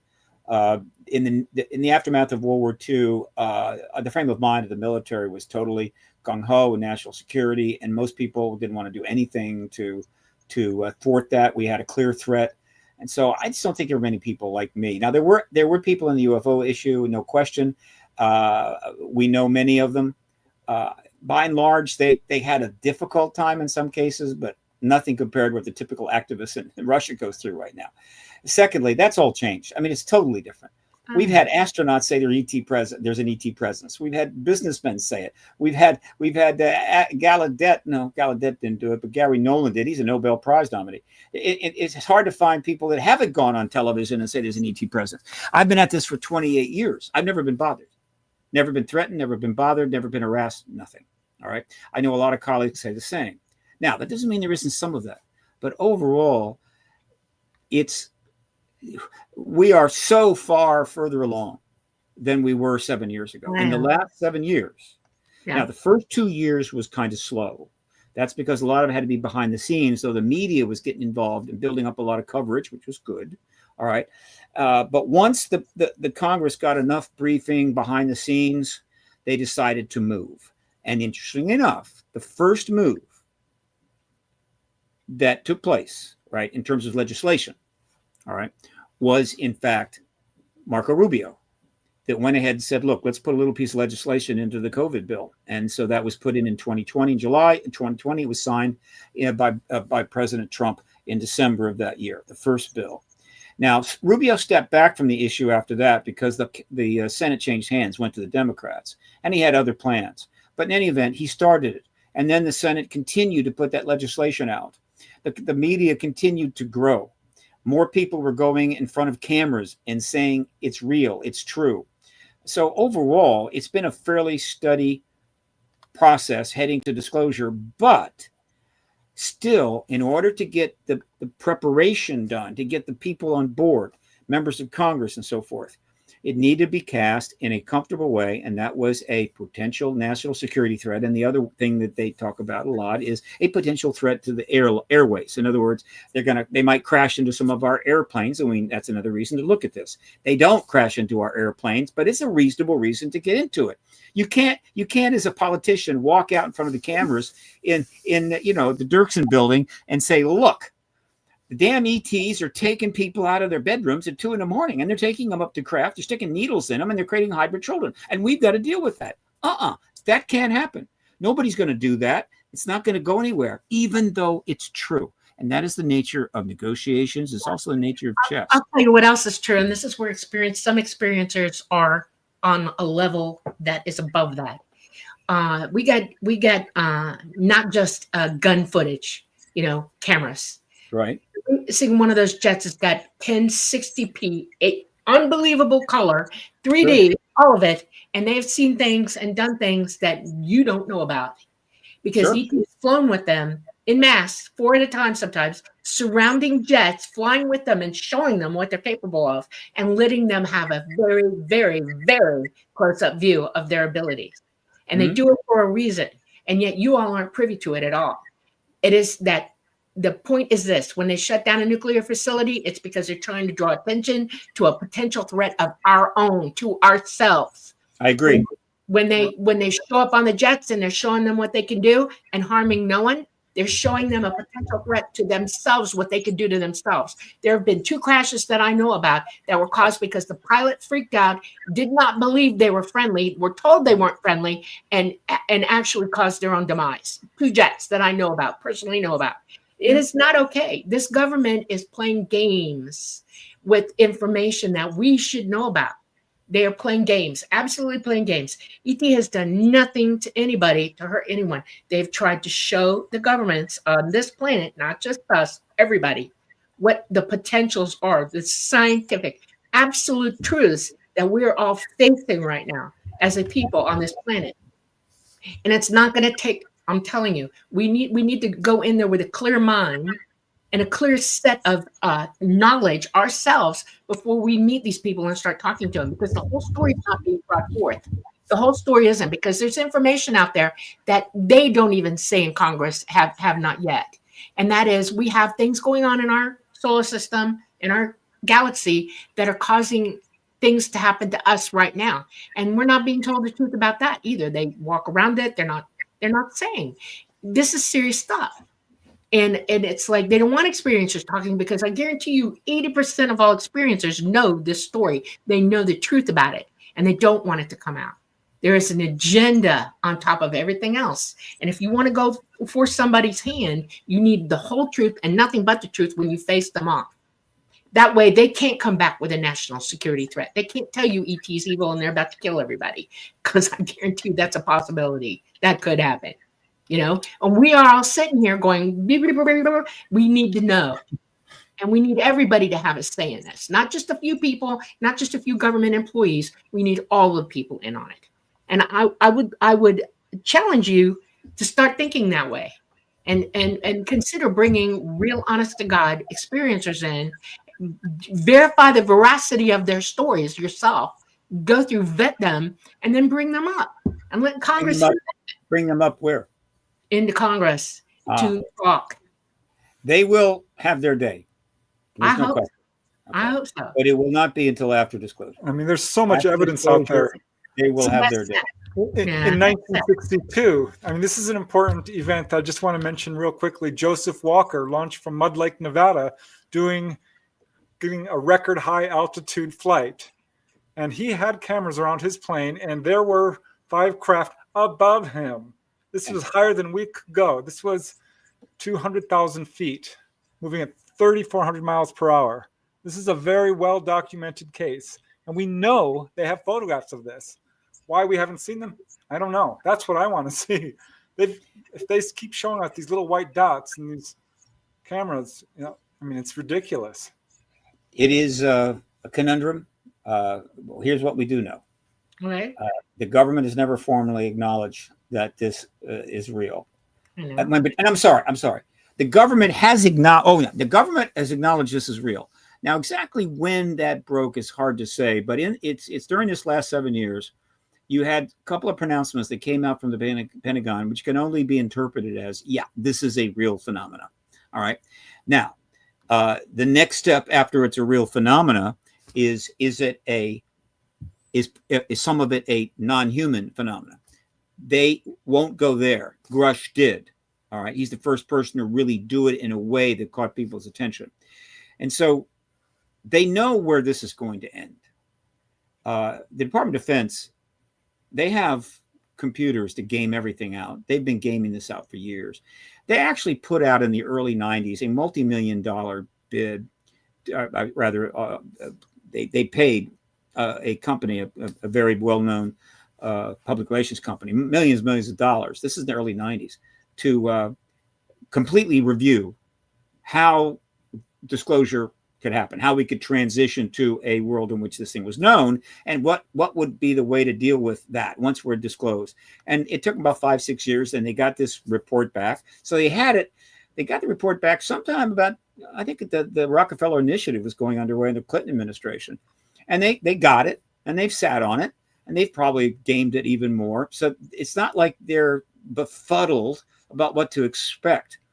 But they still have some problems. And that is one, they can't disclose, right? It has to come from the president. It cannot come from anybody else. Right. You can be the Secretary of Defense and say there's ETs here and you'll just get replaced. Yeah. Right. And that'll be that. Your career's over. Undersecretary, what? A diplomat? No.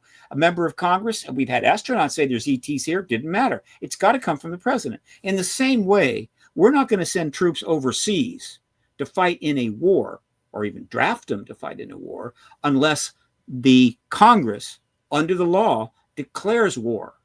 It has to be formalized that way. And once the people are going to get drafted and go to war, somebody else could come out. A couple of senators could say, we need to go to war. We're not going to war. It's the same thing here.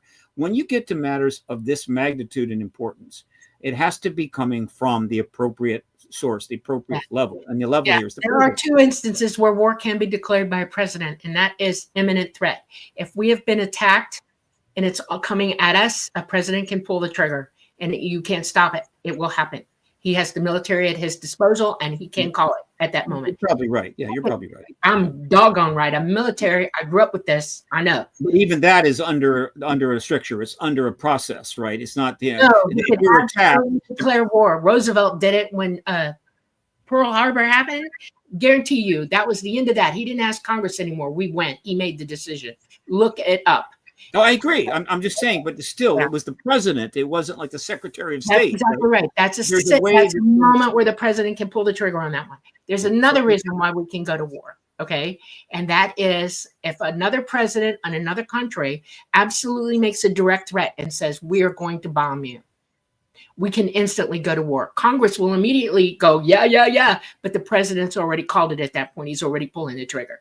He's already told Congress, you're going to say yes, because I now have an imminent threat on us. That's the second reason. Now, I don't know if you pay attention, but Putin has a thing out on the internet right now.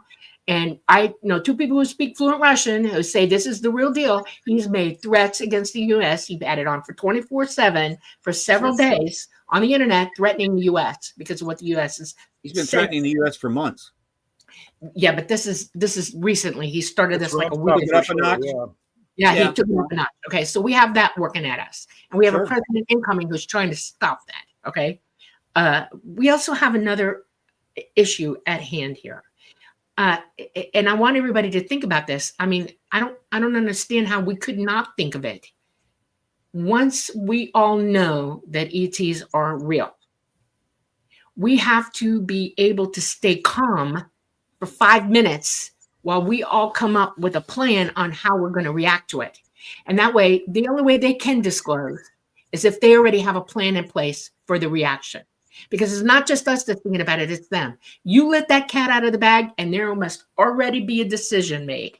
Friend or foe, do we contact them? Do we actually make an open statement to them and say, all right, we're here, we're listening to you, come on and let's have some détente. Knowing full well that if we pull a trigger on any sort of a weapon, first of all, couldn't hurt them. But if we did, what the consequences of that would be. They would have to open diplomatic relations with ETs at that point as well. That has to be part of the plan, all of it. And we all need to be thinking about this stuff. We all need to be making these decisions. Well, we know they're thinking about it for sure. Yeah. You know, we have to understand the veracity and the truth of the whole thing and see it as a whole. And disclosure isn't going to happen in 2 weeks. It's not going to happen in 2 months. It's not going to happen in 2 years. It is a long, drawn out, horrific process. You're already in the middle of it, and you know that. What we're seeing. 77 years is not drawn out enough. That's a long time. It's like pulling teeth. You know, it's going to be pulling teeth. In the meantime, we have ET up there, which, by the way, just so you know, I'm telling you the truth about this. They are physically not in our solar system at all. They're not on the planet. They are not here. And there are scientific reasons why they are not. They are way far away doing their thing because we got issues. They got issues too because we're all in the same galaxy to most of us. And what's affecting us is affecting others in our galaxy as well. And they're busy, okay? And they can't fly here because they won't crash anymore. They refuse because they've watched what we've done with what they crashed with and they couldn't take back away from us, okay? There are reasons so where for are we everything. going from here, though? That's what I'm interested in, you know, because, you know, now we have a new president. We've got all these new people coming in. Are there more hearings scheduled? You know, what What do you think is coming down the pipeline? I can tell you pretty much what I'm anticipating now.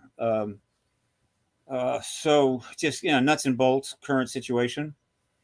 Senator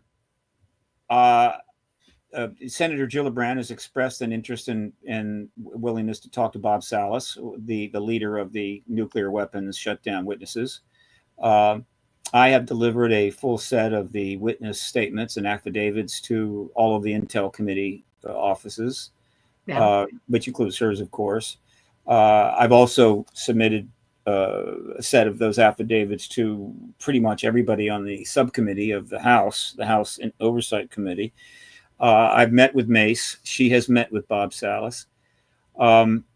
What I'm trying to do, and I'm also working with Tyler Roberts on this, who is very much involved. He's made contacts on the Hill. He's interviewed Mace and so forth. This is where a lot of stuff is happening, because it's one thing for an activist to show up and say, I want to talk to you, but it's another thing for a person with a camera and a documentary to show up and say, well, I want to film you, I want to talk. Because, they like to be on film. They like to interact that way. So podcasters and documentarians are part of the engagement, and I'm happy to ride their coattails. In any event, we're close to maybe seeing, well, let me put it this way. There's a better than ever chance now that those nuclear weapons witnesses will testify. Now, they should testify in front of the Senate, right? But if it's going to be the House, fine. But they need to testify, if only because they're dying, and we need to get that testimony under oath before they pass. But let me be clear. These witnesses, when they finally testify, this is the most powerful testimony we will have heard up to that point. And the DOD knows this. In other words, when you've got SAC-based command officers who were running nuclear facilities confirming to you that our missiles were shut down while a UFO hovered over the base, and the security guys were running around like crazy, and it happened not once, not twice, but 3 or 4 times, and then you got another witness confirming that the research has shown that it's happened in the Soviet Union. Thus, you've confirmed that they've shut our weapons down. Just that, not only confirms their presence, but it raises the most important, probably, aspect of this in the issue today, though that may change, and that is there is an incredibly important connection between our nuclear arms race and their presence. They didn't accelerate their presence coincidentally after the bombs were dropped in Japan. There was a connection here that we can surmise. I have my views on it, but until we actually have direct contact with them, we don't know exactly what it is, but it's really important. And so those witnesses are going to galvanize the world's attention. They won't be alone. There should be another 15 or so witnesses with them, like David Grusch types. That blows the truth embargo up once and for all. The president comes forward and confirms. All right. I want you to ask a question of everybody. I want you to ask a question. Let's not let this drop. When they shut down the nuclear plants, they shut down the rods for meltdown. They did not go into meltdown. None of them. This meltdown. They didn't melt them down. They just turned them off. Okay. When you turn off a nuclear power plant, the rods will melt down if they're in active mode. They will start to melt down without power. So they couldn't just shut the power off. They had to put them in inactive mode. These were missile so they sites. They don't. Not just you're talking nuclear. You're talking about nuclear plants, energy plants. I'm talking nuclear weapons. Yeah, but I know. But I'm telling you, they've shut down a nuclear power plant as well to that facility at the same time, and you don't know the truth of that. And they were showing them in no uncertain terms that it can be done, and that why. Ask yourself why. You need to ask those questions. If you want disclosure, you need to know the entire circular truth of this. They didn't just go after bombs. They didn't not. They went after the power plants that supplied the energy to those bombs, and they made the nuclear rods not go into meltdown so that they would not melt down and cause an explosion. That's the point. They were showing that they could make it inert and that it's dangerous. They made the point, explicitly made the point, and they didn't just do it to us in Russia. They did it to China as well, in India. Nobody's telling the truth about anything. This is a I worldwide think that event. point has been very clearly made by Robert Hastings in his book, UFOs and Nukes. I mean, we know there's a connection here. It's undeniable across I'm the not. I'm not aware of research on shutting down nuclear plants, but if it's there, I'd love to see it. If Now, there's well, any I'll give you another reason why it's important to understand why that's important. If we get EMP'd in a war and this entire country goes down, our grid pops off, what happens to all those nuclear plants? They don't have backup generators at that point. And every single nuclear plant in our country and everywhere else that they are EMPing at the time will melt down. Well, yeah, backup generators, but they're not infinite. I mean, it's going to be a major problem. Excuse me, backup generators will not work after an EMP either. You cannot make anything work electrical. Right. Nothing. It will be dead. And every single nuclear power plant, look it up, will melt down. If I hear one more person tell me they have backup generators in an EMP, a CME, once those go offline, they're offline. It is Stone Age moments at that point. And every single nuclear power plant in the country and probably the world, if they start a war like this, will melt down. And that risks our lives. That's why ET doesn't want us messing with this stuff, because we're our own worst enemies and always have been.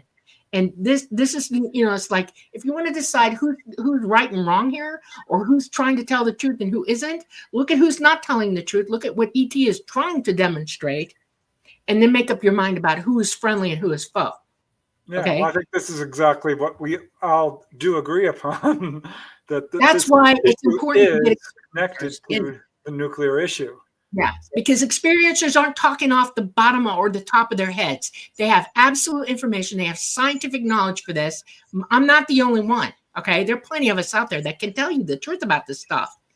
They have knowledge, absolute knowledge, and the government doesn't want to hear it because we will pull the rug out from underneath them and make them stand out as the big liars here.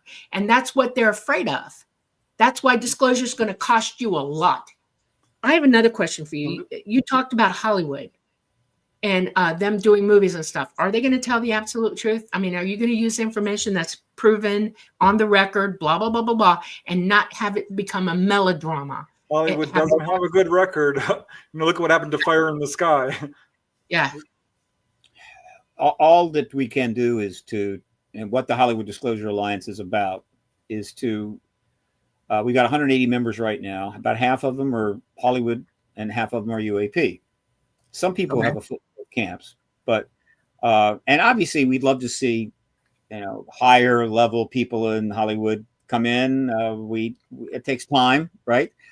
We do have one Oscar winner. We could have two maybe, but the idea is you can't work together if you don't know you exist. I mean, this is a way for people to know who is willing to work on this issue in Hollywood and who wants to help you.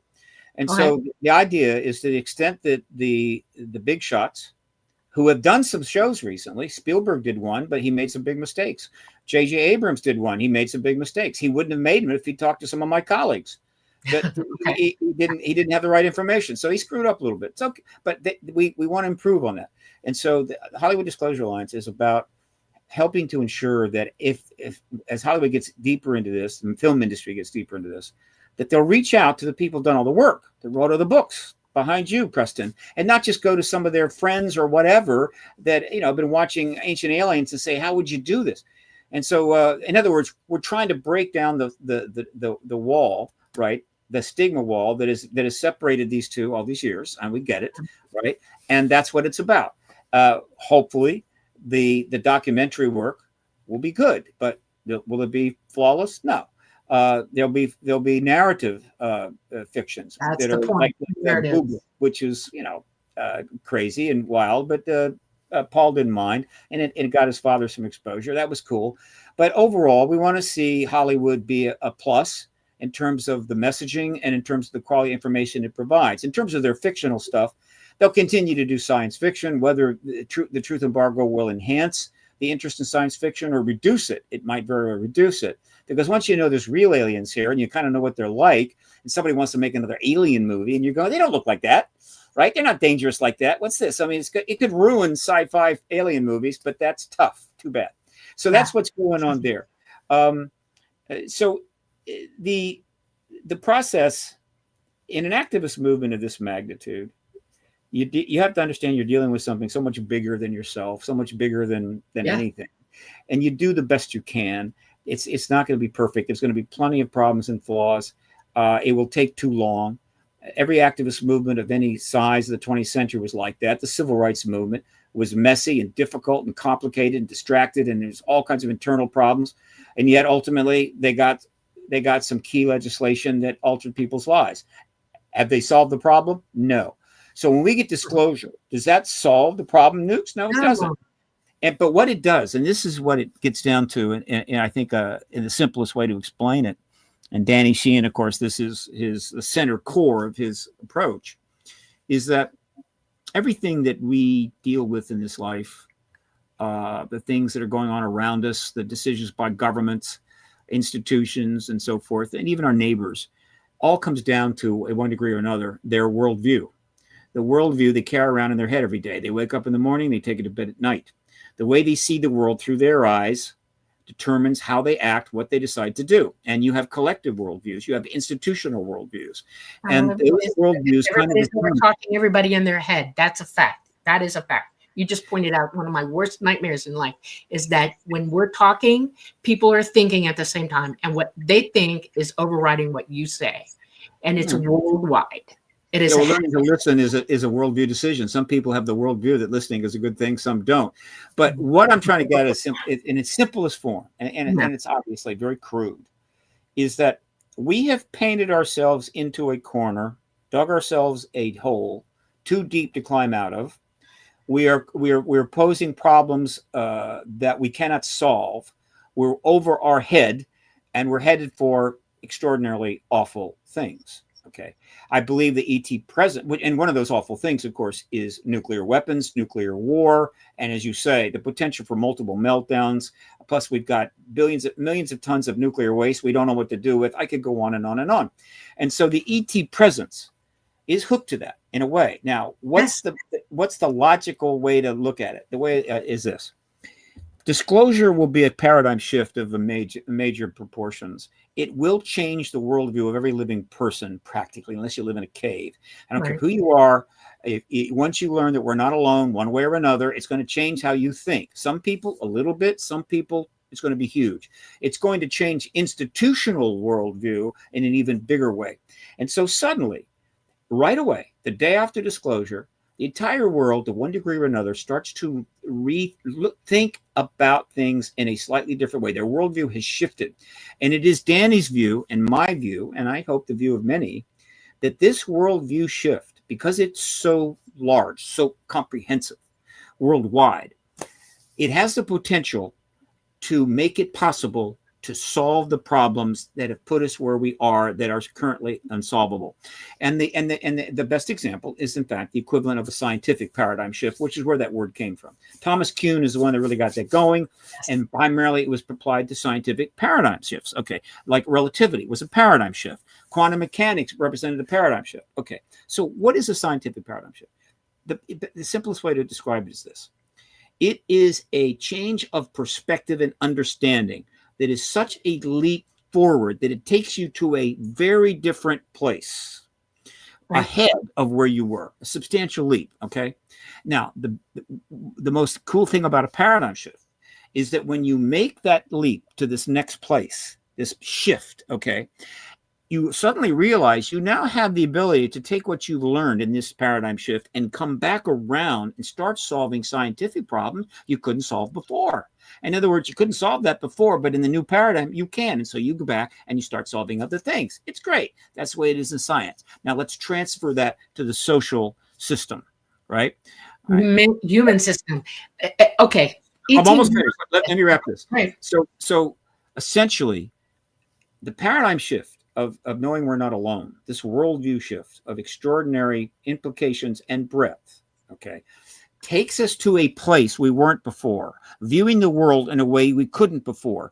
And in that place, it makes it possible to come back around and use that new understanding and perspective to start solving the problems we couldn't solve before the paradigm shift. And the other metaphor I like to use is that disclosure is a master key. That it's forged the day the president confirms the ET president. A forge is a master key. And that key goes to a huge number of rooms. Pick a number, 1,000 rooms, everyone locked. And behind that room, that door, rather, 1,000 doors. And behind that door is a room. And in that room is the solution to one of our problems. And that master key now can open every one of them as we choose to do. Without that master key, the door stays locked and the problem stays unsolved. And we just basically slowly slink into, misery. Right. And so that's how I think of the truth embargo, a master key. Does that mean we're going to open those rooms? That's a decision. Does that mean that we're going to easily solve the problem on the other side of that door? Not necessarily.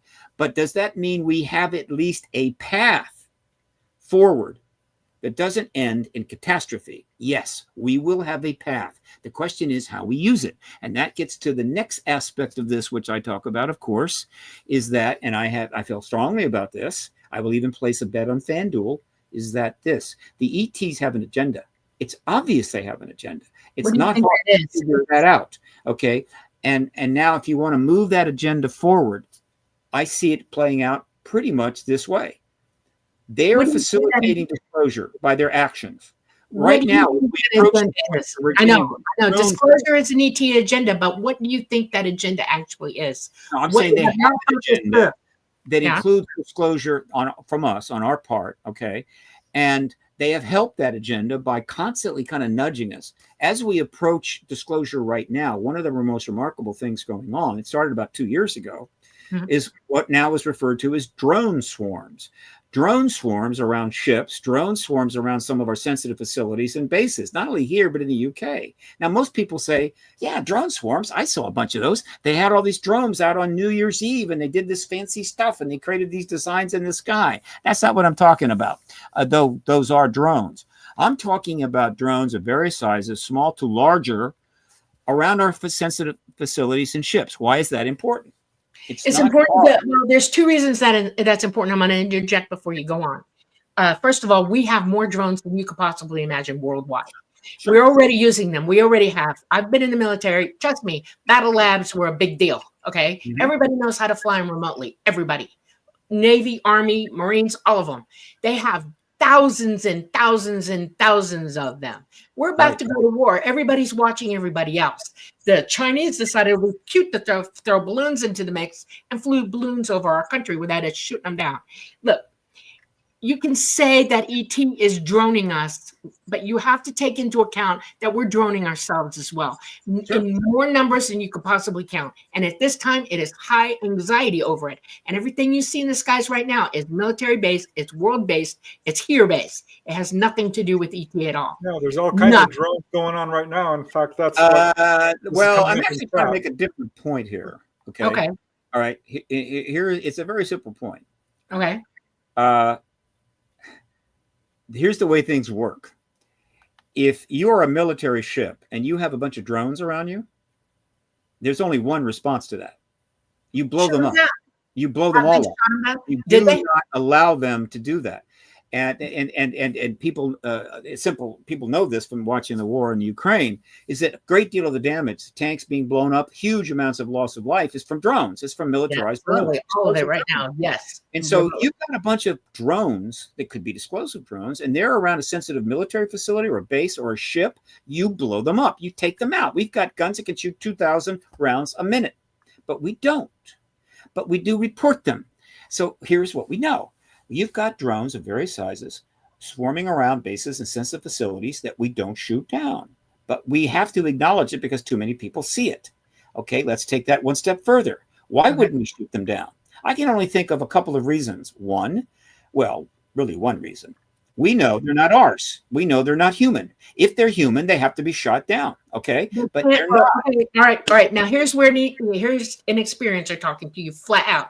Okay, they have back engineered drone technology. They can fly pretty much like ET drones just now. Okay, they've been doing it for the last 25 years. You can't easily shoot that down, period. And the other reason that you don't shoot them down is they're going to come over populated areas and start killing people. It will become a massive expose of what the hell's going on and who it belongs to. They won't shoot them down because everybody's following everybody else. They're orchestrating this. This is real. Okay, you do not, this is part of disclosure. They're not going to disclose to you what they're doing militarily, and they won't shoot their own stuff down, or they won't shoot China's stuff down, or they won't at all. And we've got gun footage lately, even on YouTube, of Russia shooting stuff down unimpeded, guns coming at them, and none of the drones went down, none of them. That's because we all know that worldwide, there's that technology out there where they're using anti-grav, they're using certain kinds of other technologies that they've back engineered. I'm not going to talk about it, but they have it and they're using it. I mean, well, this could very well be the preparation for the false flag. They want us to think they're ET. Yeah. You have to take into account that the reason experiencers aren't being listened to, literally not being talked to, is because we know this. There are a lot of us are sitting on mind bombs of information that they don't want you to hear. And the fact that I'm sitting here talking about it, it puts me at risk. Literally puts me at risk, and I don't bloody care, because that doesn't mean anything to me, period. I came here for this, okay? This is the truth, and that we need to start telling the truth, and the government is hiding this from you, and that's why disclosure is going to be harder than you think, because they're sitting on this information. All those Lockheed Martin, all these guys know this. They're developing it, have been developing. It's all over our world too. France has got places where they've been developing anti-grav. I can pull stuff out of the books to show you that. I've shown it to Preston. You pulling information out and you go, oh, there it is. Okay, actual hard data, but nobody's made aware of it. Nobody. This is very infuriating to me. We either have to decide that we really want disclosure and we're not going to accept anything less, and we're going to stand up in front of the governments of the world and say, look, we already know the truth. You need to stop now, because this is not a national security threat. We're threatening ourselves. That's the only thing ET has an agenda for, is they're trying to stop us from committing annihilation of our own selves, our own humanity. And it's coming. Never doubt it for a minute. There are experiences all over this world. That's why disclosure is such an important part of what's going on right now. So we have like 10 minutes left. So if you have any points you want to make before we have to end the show, now would be a good time. I don't think we're going to get time to really answer. I just want you to tell me. I want you to tell me that you're going to work hard to see both sides of this issue. That's what I'm asking you to do. Because there's hard for 28 years. You have? Okay, 28 years. Who you listen to and who gives you data, because if it's military giving you data, you're not being told the truth about a lot of stuff. But if you're talking to hardcore experiencers, and I'm questioning whether you have or not, that's where the truth lies, okay? And there are a lot of us out there. I'm not the only one who knows this stuff. I'm not the only daughter of a military man who worked for the government, literally, and nearly went berserk when I was a kid, had to be under guard for a while because they were terrified he was going to start talking. Okay. Well, this is why we need to get contactees before Congress. And I'm not sure that's going to happen. I think it'll happen after disclosure, but one of the things that, actually, just to mention, I started out, this is how I began my path. It was in 1996 in January. I volunteered for John Mack's program for extraordinary experience. So I started out volunteering for an organization that was studying contactees. That's when I first met my first contactees. It was in 1996. Since then, I've talked to scores of contactees and got a pretty good idea there of what's going on. And of course, I have nothing but empathy and sympathy for them. But not everybody needs it. Some people they thrive on it, but it's not an easy road. And that's why I've talked about contactees even early on. Initially I didn't, but ultimately I just could not do that. In other words, I knew it could not be the point of the spear. We could not get disclosure by adding contactee evidence on top of all the what we'll call basic fundamental science evidence that we had. The politicians couldn't deal with it. The media wouldn't deal with it. So they've had to suffer. They've had to continue their lives without getting resolution on this, but it's coming. And one of the things I like to point out is that in the day after disclosure, which is where all this is going, the press is going to jam the briefing room at the White House and the Pentagon and any other briefing room in Washington, D.C., where anybody knows anything. And they're going to have a million questions. They're going to be packed. They're going to be on fire. And they're going to be asking the questions we would expect. But because the contact thing is well known, It's been made in movies, it's been books, it's been discussed, it's been joked about. It is absolutely well known. A reporter on day one of the post-disclosure era, when if that person get their hand seen, they're going to actually ask them right then and there, first day, they're going to say, well, you have confirmed that there is a non-human presence. Does that mean, is it true that that human presence is abducting or taking human beings and doing experiments with them or something? That question will be asked on day one. It's the wrong And question. thus begins on anybody. the Yes, era. I'm a contactee, okay? Serious contactee. And I can tell you for a fact, knowledge, experience on coming from me with a lot of proof that their agenda, their period agenda, is to keep us, help us realize that we are the ones with the problems. We're the ones who are killing each other. We're the ones that are weaponizing technology to the point that now we are dangerous to everybody on the planet. Okay, we are on a small planet in a solar system and a galaxy, and we are our own worst enemies.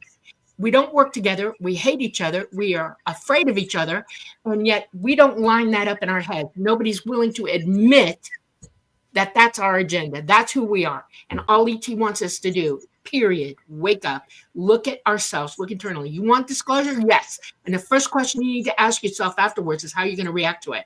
And trust me, the first thing that everybody needs to admit is that we need to stop being aggressive. We need to stop all of it. All the science in the world isn't going to happen or help any of us until we stop being aggressive. Period. So the question is, how do we go about that? And I think the way it'll play out, the projection I like to make is that we're getting nudged and we're doing some work ourselves. We're going to get disclosure. We're going to get the confirmation and go out worldwide. Now, obviously, what happens after disclosure day is that, well, a whole lot of people are going to start watching a lot of movies and reading the books, and the scientists are going to jump in, and it's all going to get heavily engaged. It'll be a giant worldwide learning curve. I think it'll take about 2 years. I think in 2 years, you're going to have a huge body of knowledge established, well understood, being taught in the whole 9 yards. And people are even getting a little bored with the whole thing. At that point, something else becomes appropriate. And again, it's all about, going about things a certain way. Open contact. So I project open contact in 2 years. Now, that, interestingly enough, would put it right around the end of 2026, early 2027. Open contact, what is that? It simply means that there is conversation going on between ETs and our authorities, and we're actually being told what that conversation is. Are they sitting down in a room and we got a camera? I have no idea. You realize, I can tell you personally that that's not going to happen. If we have contact with ET, everybody's going to hear it all at the same time. ET is that advanced. Every single person on this planet will hear what's going on. Every single person. No government will be in control of that. No government, nowhere. That's how advanced they are.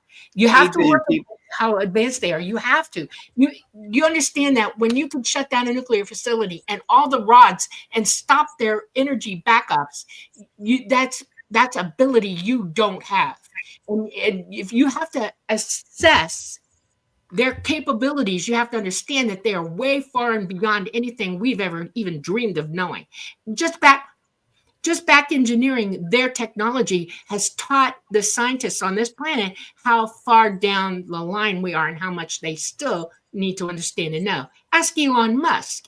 He understands that. He's trying to go for it. I can give you point by point why he's doing what he's doing with what I know. It's not a joke. It's real. We have to understand that ET does not care to harm us. They do care whether we're going to harm ourselves. We are people on this planet. We're part of the whole thing in the whole universe. There's more than one civilization out there. We're not the only ones. This is truth. Absolute, abject, subjective truth. Okay? And the idea here is this. We must assess ourselves while we're doing disclosure. That's the point by point by point that you need to have a plan ready in your mind, because you're right. Unless people know the truth, the whole truth and nothing but the truth, it will go crazy. Anarchy will ensue. It will, because people are going to be fighting each other because that's all they know how to do. Well, United States has had a good run. Countries don't last forever. They almost always have a revolution. So we'll see what goes down. But well, the time is there's more going on than you know, Stephen. Trump? Do you think he's going to be the guy? Trump is going? Do you think he's going to be the I guy who think basically that, says? well, right now, there's still a chance to have a hearing in front of the Senate in December. Still kind of make that happen. If we could get that hearing, get the witnesses together, we could have disclosure before the end of the year. In which case, that's out of the way. Now, the advantage of that is it's done. The world knows. And so the new president comes in on the 20th of January, and that issue is resolved. We've had disclosure, and now that president can focus on just how are we going to deal with the post-disclosure world. If we don't get it done, then as the new president comes in January 20, the whole issue of disclosure and how are we getting there and what's still hanging up there along with everything else. Right. And so it just makes it even more difficult. This is a nonpartisan issue. And one of the good things about it is that just about everybody involved, from Gillibrand and so forth, have gone out of their way to say how nonpartisan this is. And that's good. And so because for a number of reasons, I think that Trump's going to engage it. If we haven't gotten it done, he's going to engage it. And we could easily have it one way or another. I can't foresee how it would happen. I would like it still be in the Senate, set the president up. President Trump comes forward and announces it. But I think we could have it by the end of March. I don't think he's going to sit on it. And so now it's up to us. Do we want to try to? It's a decision that the Senate has to make. They want to try to get it done now, or they want to kick the can to the next administration. The House is not waiting. The House is absolutely pounding this issue. I think that Mace is going to have another hearing in December. If she does, there's a chance we can get the nuclear tampering witnesses in, and that will be one hell of a hearing. It will be huge. Will it be enough to trigger disclosure? I don't know. I will say this: 3 solid hearings in the House may be the equivalent of one huge hearing in the Senate. Don't know. But it's possible. But I certainly want Mace to have another hearing. She said she will.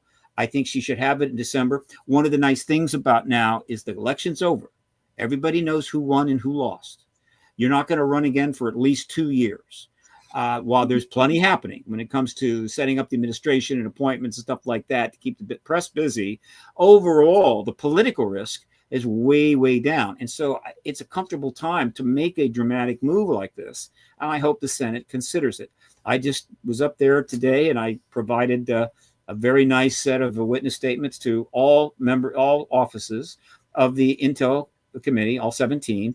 And I'm about to send the remaining electronic version of that to them. So I have the electronic version along with some links and like to the book and some other stuff. I'm just trying to get them aware and in that mindset. But when something of this magnitude is involved, humans get overwhelmed and you just pass it on. And they've been passing it up the line now, decade after decade, president after president, until now, we don't know. And so I think the ETs are kind of fed up. And ultimately, I think the agenda is this. I hope it's this. We disclose. We educate ourselves globally. We start making some changes, but it's still not going to be enough. And so we get open contact in about 2 years. And in that open contact is when we possibly find out what their ultimate agenda is or what they have a plan for us. And I believe that plan is probably along the lines of you got to get rid of the nukes. Get rid of the nukes, and we can talk about other things. We're not going to get rid of nukes. We're not going to do that. Yeah. And that may wrap it up in that regard. We'll see. They have tech that could change our world, but why invest in a society that's hell bent on destroying itself? And most importantly, as I've said before, there is a time factor here, and that time factor is this: they can't just wait this out because eventually we're going to build those starships, arm them, and go out into space. And so they've got to resolve this before we build those starships. We're out of time, just so you guys know. I want to say one more thing. There is a time limit on this. Our poles are changing right now. Our magnetic field lines are chaotic and crazy. They don't fly here now because of that, because they'll crash. They do crash and they have crashed and they've bugged out. They're not here. And until those poles change and all those field guidelines come back, they're not coming back into our solar system for any reason whatsoever. They're still aware of what we're doing. They are that advanced. And we need to think about what this means. What's happening with our poles is serious stuff. We have a magnetic field around us. that is down 40%. Our sun is popping off. It's at solar maximum. It will be at solar maximum for the next 2 years while the poles will finish changing. And we're due for a CME big enough to ground us down into global Stone Age. Yeah, CME could be the ball game. That's I right. like to think the ETs have the kind of sufficient tech capability to protect us for CME. No, but I'm not so sure. No, we're in a third. We're out of time, third you guys. Yeah. Okay. We are All right. Well, this is cool. I think we covered a lot of territory here, folks. Okay. Yeah, Thank you for putting up with me. I appreciate it. But it's like I'm not the only one that's going to come at you guys for this. You know, I'm not the only one that's going to want to have a say or try to help explain things. We can't. I don't believe in us sitting here and just taking what everybody's doing without participating in it. And that's okay. All right. Well, absolutely. You're not getting any complaints from me. I'm fine. Okay. Yeah. Well, thank you, Steve. Thank you, Dolly. Thank you, everyone, for tuning in tonight. We really appreciate all of you who very generously donated into the super chats. Donnie, or Sonny as well. Larry, Hank, thank you. Rosa, you guys, it means a whole lot. All of you guys who helped us out. Farmer and who else do we have? And Joanne and Cliff Olinger, Lotta Total. You guys are amazing. Very generous tonight. Judy, thank you. Gizmo and Chameleon UK. It's quite a fiery conversation we had. I loved it. We got some real interesting things out there that needed to be discussed. Thank you, Raul. Namaste. And especially thank you, Steve. Chat loves you. Absolutely. Thank you for all the things you had to say. Lato Total, Mr. Bassett, you have won a battle. Don't let them win the war. No, don't. Please, God. Stay with us after we go offline. I want to give you some information. Not a fan of lobbyism, but I do listen to Mr. Bassett. Okay. Well, I don't do much lobbying, but I do a lot of activism. But I'm a registered lobbyist. I would join in if I could, honest to God. If I thought I could help out right now and become part of this, I'm ready. Okay. Yeah. All right. Thank you all for joining us on the Light Gate on this beautiful Monday. We will see you next Monday from the beautiful city of New Orleans in Louisiana at the United Public Radio Network at 107.7 FM and the UFO Paranormal Radio Network at 105.3 FM. We're on Facebook. We're on Roku. We're on Rumble. We are on YouTube. Please join us again. We love you all. Mwah. Good night. And Take care.